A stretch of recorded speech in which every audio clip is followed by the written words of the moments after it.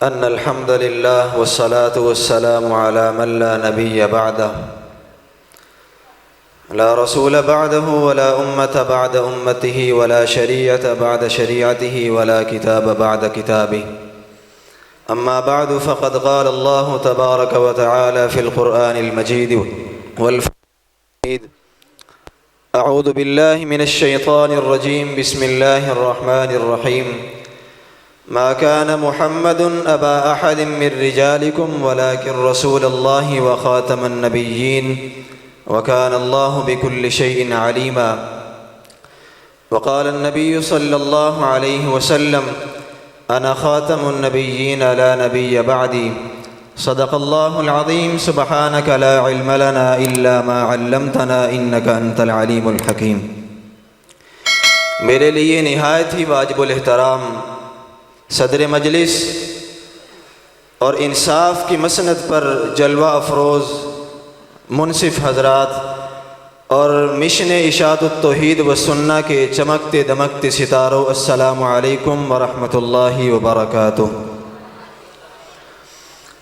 آج مجھے آپ حضرات کے سامنے جس موضوع پر لب کشائی کرنے کی جسارت حاصل ہو رہی ہے، وہ موضوع دو خاص پہلو رکھتا ہے۔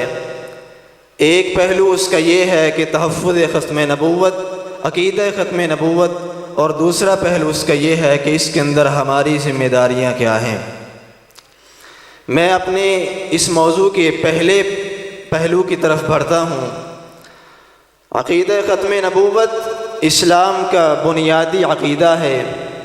اسلام کی کاملیت، اسلام کی حقانیت اور اسلام کی ابدیت عقیدہ ختم نبوت کے بغیر ممکن نہیں ہے۔ ہر دور کے اندر اس تحفظ ختم نبوت کے لیے لوگوں نے قربانیاں دیں، اپنی جانوں کا نذرانہ پیش کیا۔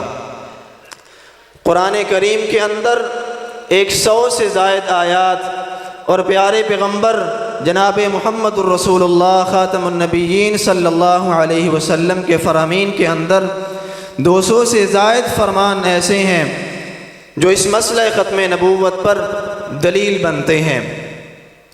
ختم نبوت کے تحفظ کے لیے جناب رسول اللہ صلی اللہ علیہ وسلم کے دور کے اندر بھی صحابہ نے قربانیاں پیش کیں، اور جو ہی نبی علیہ السلام کا انتقال ہوا، جناب صدیق اکبر رضی اللہ عنہ کے دور کے اندر بھی 1200 صحابہ نے اپنی جان کا نذرانہ پیش کر کے اس مسئلے کی اہمیت کو ثابت کیا۔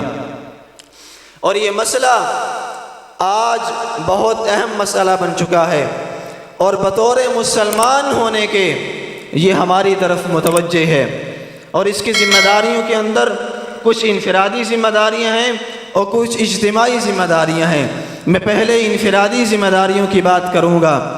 انفرادی ذمہ داریوں کے اندر ہماری پہلی ذمہ داری یہ ہے، ہمارے دلوں کے اندر محبت رسول صلی اللہ علیہ وسلم ہونی چاہیے، کیونکہ نبی علیہ السلام نے فرمایا کہ لا یؤمن احدکم حتی اکون احب الیہ من والدہ وولدہ والناس اجمعین۔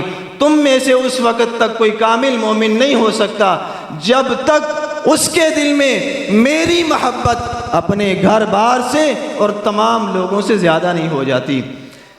اور اسی طرح اللہ رب العزت نے قرآن مجید کے اندر ارشاد فرمایا: النبی اولا بالمؤمنین من انفسہم۔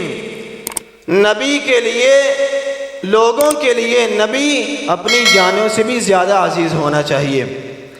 دوسری اہم ذمہ داری، انفرادی ذمہ داری، وہ یہ ہے کہ جس طرح ہمیں نبی علیہ السلام سے محبت ہے، اسی طرح ان کی اطاعت بھی کی جائے، کیونکہ نبی علیہ السلام نے فرمایا: لا یؤمن احدکم حتی یکون ہواہ تبعا لما جئت بہ۔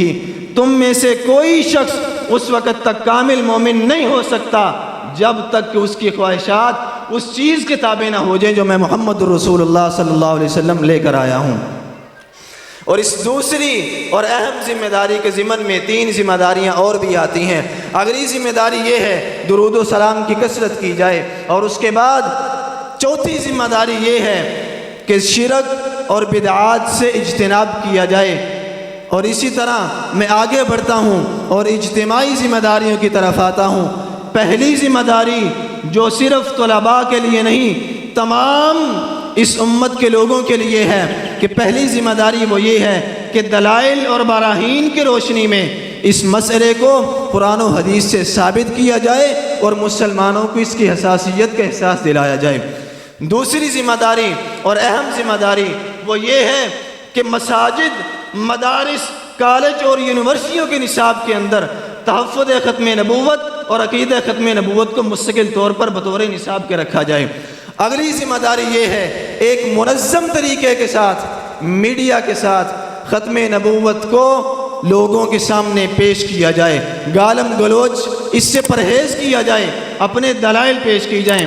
اور آخری اور بنیادی ذمہ داری یہ ہے کہ ایک آئینی اور قومی فرد ہونے کی حیثیت سے ہم اس مسئلے کے اندر اپنا کردار ادا کریں۔ میں اسی پر اکتفا کرتا ہوں اور بارگاہ رب العزت کے اندر دعا گو ہوں کہ اللہ رب العزت تحفظ ختم نبوت کے لیے ہمارا مال، جان، عزت، آبرو قربان کرنے کی توفیق نصیب فرمائے اور اس کے بعد اس کو اپنی بارگاہ کے اندر قبول فرمائے۔ میں اس شعر کے ساتھ اپنی تقریر کا اختتام کروں گا۔ کچھ وقت کی قلت ہے، مضمون کی طوالت ہے، کچھ وقت کی قلت ہے، مضمون کی طوالت ہے، کچھ کہہ بھی نہیں سکتے، چپ رہ بھی نہیں سکتے۔ اقول قولی ھذا استغفر اللہ لی ولکم ولسائر المسلمین۔